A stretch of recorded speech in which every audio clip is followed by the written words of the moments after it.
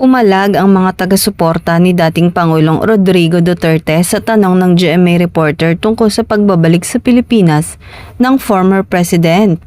Sa panayam sa The Hague kay Vice President Sara Duterte, na pag-usapan ng sinabi ni ex-PRRD na so be it. He was referring to his fate, sabi niya, ipapasa Diyos ko na lang lahat. Paliwanag ni Vice President Sara ukol sa sinabing so be it ng kanyang ama. Humirit naman ang GMA reporter.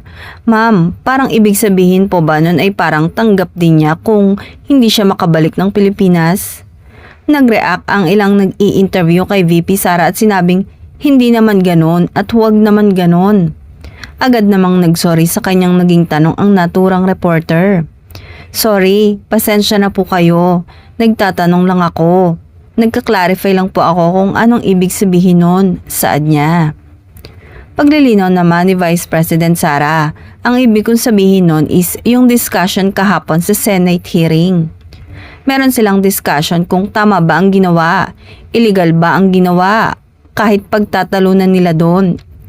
Hindi na nila mababaliktad kasi andyan na siya sa loob ng ICC detention facility. The only way na malabas siya is through the system inside the ICC.